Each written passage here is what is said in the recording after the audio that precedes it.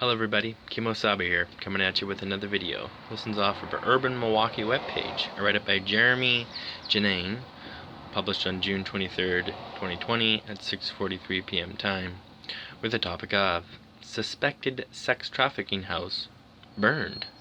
Crowd surrounds health at 40th and Lloyd, believed to be connected to missing children. 2 teenage girls missing since Sunday afternoon have been found, according to their family. 1, according to the police department, see update, and a house that a crowd believed to be connected to their disappearance have been burned.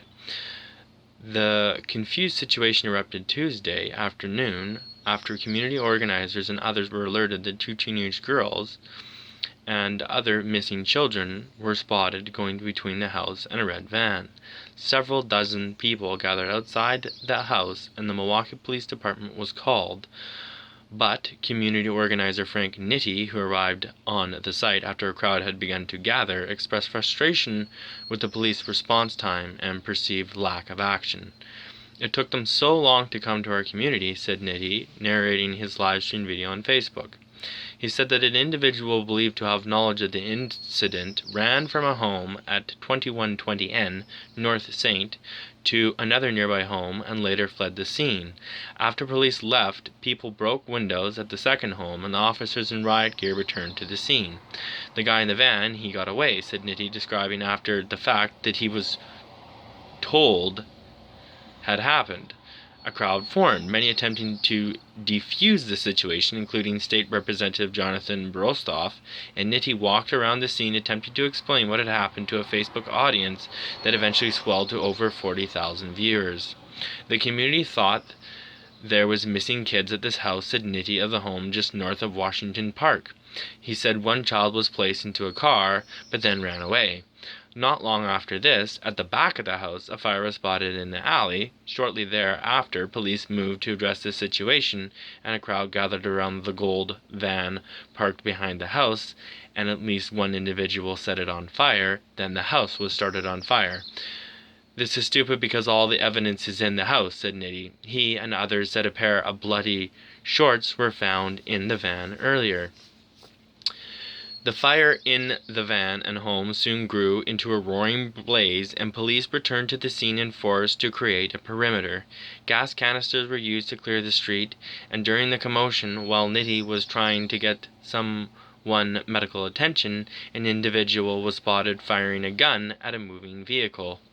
The Milwaukee Fire Department arrived on the scene, and firefighters worked to fight the blaze from multiple angles. After Nitti stepped between the crowd and officers around 6:20 p.m., officers started using batons and pepper spray on the crowd. The incident captured on the live stream video happened shortly after Nitti stepped between the two groups to say, "I'm trying to de-escalate things." Smoke and what Nitti identified as tear gas was thrown, and the crowd threw the canisters back at the officers. "You had the police here chilling with no problem, and you had the police 10 feet away shooting people," said Nitti. Community organizer Vaughn Mayers, Officer of Violence Prevention Director Reggie Moore, and others could be spotted in the crowd trying to de-escalate the situation. Officer Manisha Howard, the first police officer to kneel with protesters outside MPD headquarters on June 2nd, was one of the responding officers on the scene. Nitti engaged in a conversation with Sergeant Todd Somolin at one point shortly before 7 p.m. "I'm telling you, you're being used," said Somolin to Nitti. Nitti walked away from the conversation and said he felt the organizers were helping. "Before we came out here, there were 9 kids missing. After we came out here, 4 kids were returned," said Nitti.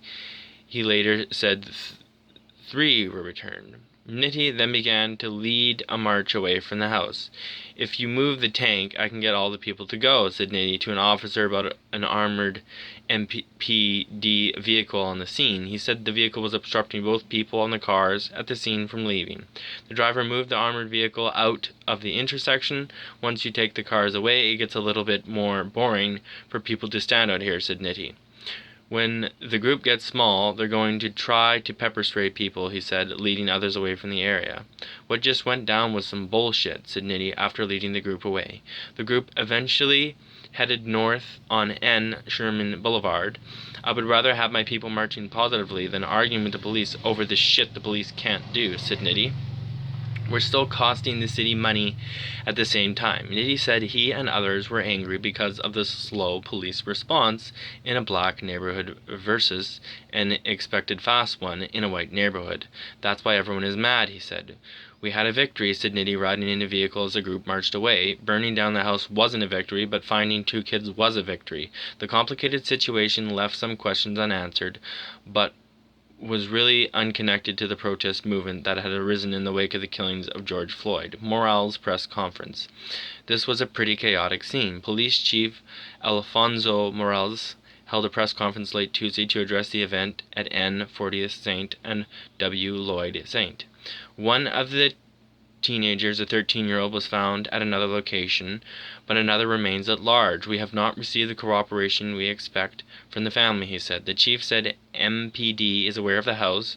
We have responded to that house and the location multiple times in the last few days, he said. City records list it as having 3 units. But he expressed frustration with how the crowd altered the investigation. The 3 victims were shot during this event, none by police, he said. He promised video would show bricks, not rocks, being thrown at officers. He said 7 officers were injured. We cannot allow an unruly crowd to determine what that investigation is, he said. What you had today was vigilantism. Neither the people shot nor the injured officers have life-threatening injuries, said Morales. What happened to people that lived at the house? There were some people that were removed from the residence, said Morales. That investigation, as we find out more, we will provide it to you. MPD promised an update on Wednesday. This is a developing story and will be updated as more information becomes available. Last updated at 10:50 p.m. And then 2 thoughts on suspected sex trafficking house burned. 1. Mark Nicolini says June 24th, 2020 at 11:43 a.m. Jeramey, confused situation. Sounds more like a mini riot to me. And 2, McWagner says June 24th, 2020 at 11:55 p.m. No, Chief Morales, this was not vigilantism. This was a community fed up with the police force that does not respond to its needs. Milwaukee is a hotbed for sex trafficking. So why did it take so long for the police to respond? Since the police weren't interested in stopping the activities going on in that house, the community took care of it. Well, this was not an effective way to deal with a sex trafficking house.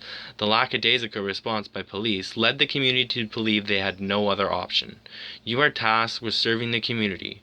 Right now, the community is fed up with your excuses and drama. Time for you to shut up and listen to the community. It's your job on the line. Hopefully you enjoy the write-up, everybody. It'd be great if you leave me some comments. Great if you hit that thumbs up. We'll see you in the next one. Peace, and roll till the wheels fall off. Thanks. Bye.